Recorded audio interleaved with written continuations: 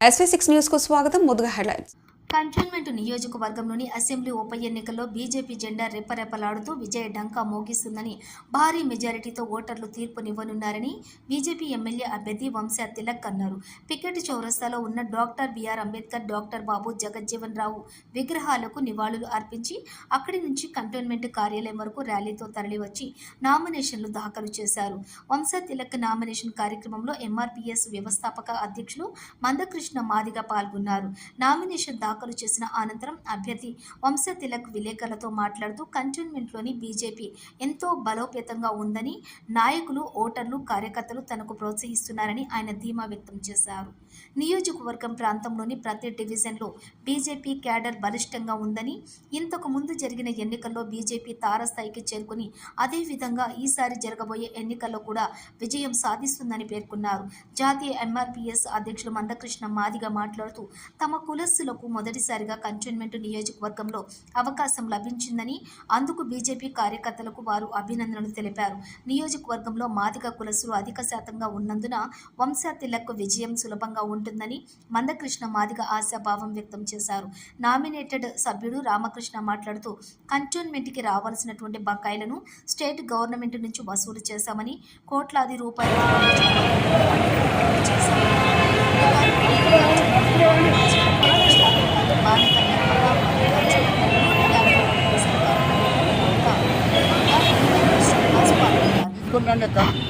అధికారులు కూడా సహకరిస్తారు, ఆర్మీ వాళ్ళు కూడా సహకరిస్తారు. మీరు కనుక చూస్తే ఇక్కడ సమస్యలు ఏంటి ప్రధానంగా అంటే మంచినీటి సమస్య ప్రధానమైనటువంటి సమస్య, రోడ్ బ్లాకేజీ సమస్య, ఆర్మీతో ఉన్నటువంటి సమస్య ప్రధానమైనటువంటి సమస్య. ఒక 5-10 నిమిషాల్లో పోయేటటువంటి దారి ఒక అరగంట 40 నిమిషాలు గంటలు జరిగేటటువంటి పరిస్థితి. సావకాశంగా సానుకూలంగా ఆర్మీ ఆఫీసర్తో మాట్లాడితే అది కూడా దాన్ని పరిష్కరించకపోవచ్చు. దాని తర్వాత సర్వీస్ ఛార్జెస్ బకాయిలు, దాని తర్వాత కేంద్రం బకాయిలు, ఇవన్నీ కూడా మనం డబుల్ ఇంజిన్ సర్కార్ భారతీయ జనతా పార్టీ కనుక ప్రజలు ఓటేసి గెలిపిస్తే ఖచ్చితంగా నేను ఎమ్మెల్యేగా ఉండి ఇక్కడ సమస్యలు పరిష్కరించి మన ఈటెల రాజేంద్ర గారు ఎంపీగా ఉంటే తప్పకుండా ఆయన ఎంపీగా ఉండి మోదీ గారితో ప్రత్యేకమైన అపాయింట్మెంట్ తీసుకోవాల్సినటువంటి అవసరం లేదు, పిలిస్తే వెళ్ళిపోతారు. అంత యాక్సెస్ ఉంటుంది. కాబట్టి ఈటెల రాజేంద్ర గారికి యాక్సెస్ ఉంటే, ఎమ్మెల్యేకు యాక్సెస్ ఉంటే అర్థం ఏంటి? ప్రజలకు, ప్రజల సమస్యకు డైరెక్ట్ గా యాక్సెస్ ఉంది అని అర్థం. సో ఆ యాక్సెస్ తో ఏం జరుగుతుంది? ప్రజల సమస్యలని సంబంధిత మంత్రులకు కానీ, ప్రధానమంత్రికి కానీ, అధికారులకు కానీ తీసుకుపోయేటటువంటి అవకాశం ఉంది. ఖచ్చితంగా అది ప్రజలు అందరూ నమ్ముతున్నారు, అర్థం చేసుకున్నారు. కాబట్టి ఈసారి భారతీయ జనతా పార్టీని అత్యధిక మెజారిటీతో గెలిపించేటటువంటి అవకాశం సంపూర్ణంగా ఉంది. ప్రజలందరూ నిర్ణయించుకున్నారు. మీరు ఎన్ని వేషాలు వేసినా, ఎన్ని అవతారాలు వేసినా ప్రజలు నిర్ణయించుకున్నారు. భారతీయ జనతా పార్టీకే ఈసారి అసెంబ్లీలోను మరి కేంద్రంలో కూడా పట్టం కడతారని చెప్పేసి నేను విన్నవించుకుంటూ మీ అందరి ఆశీర్వాదంతో అత్యధిక మెజార్టీతో గెలిచి మీ సమస్యలకి నేను అసెంబ్లీలో గొంతునవుతాను, మరి రాజధానులకు సంపూర్తిగా నేను సహకరిస్తానని చెప్పేసి నేను ఈరోజు ప్రమాణం చేస్తూ మరి మిమ్మల్ని అందరినీ పెడుతున్నాను. సికింద్రాబాద్ కంటోన్మెంట్ ఎస్సీ అసెంబ్లీ నియోజకవర్గ స్థానానికి మే 13న జరగబో ఎన్నికల సందర్భంగా బీజేపీ అభ్యర్థిగా నిలబడ్డ నా సోదరులు డాక్టర్ వంశీ తిలక్ గారు ఈరోజు నామినేషన్ దాఖలు చేసిన సందర్భంగా ఈ కార్యక్రమంలో పాల్గొనడం అనేది నాకు చాలా సంతోషం ఉంది. అదే సమయంలో డాక్టర్ వంశీ తిలక్ గారి కుటుంబ నేపథ్యం,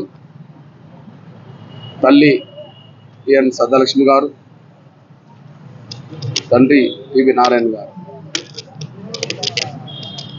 30 ఏళ్ల క్రితం ఎంఆర్పీఎస్ ఉద్యమం మొదలుపెట్టినప్పుడు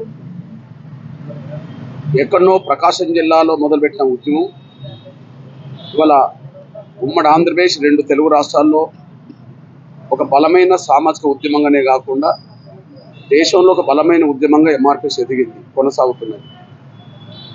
ఈ ఎదుగుదలకు కారణం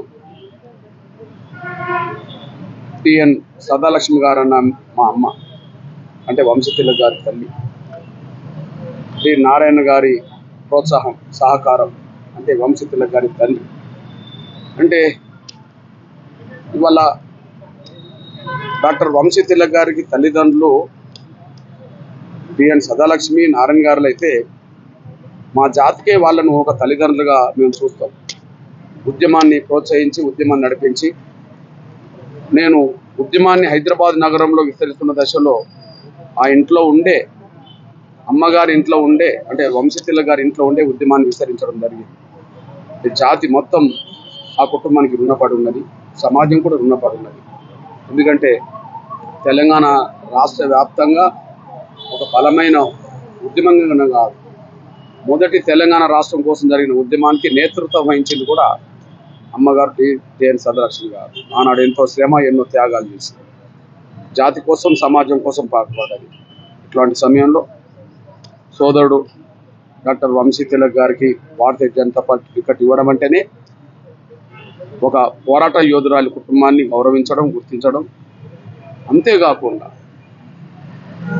నవంబర్ 11న జరిగిన సికింద్రాబాద్ పరేడ్ గ్రౌండ్లో జరిగిన విశ్వరూప మహాసభకు ముఖ్య అతిథిగా వచ్చిన గౌరవ మన దేశ ప్రధానమంత్రి నరేంద్ర మోడీ గారు మాట్లాడుతూ బిఎన్ సదాలక్ష్మి గారి సేవలను గుర్తించుకున్నాడు, టివి నారాయణ గారి సేవలను గుర్తించుకున్నాడు. అంటే దేశ ప్రధానమంత్రి వంశతిలక్ గారి తల్లిదండ్రుల సేవలను గుర్తించి వారికి నివాళులర్పించిందంటే ఆ కుటుంబ త్యాగం ఏందో, సమాజానికి చేసిన సేవ ఏందో ఆయన మాటలోనే అర్థమైపోయింది. ఇట్లాంటి సమయంలో ఎంఆర్పిఎస్ బాధ్యతగా ఖచ్చితంగా బిఎన్ వంశతిలక్ గారి గెలుపు కోసం ఎంఆర్పిఎస్ సర్వశక్తులు ఓడుతాయి.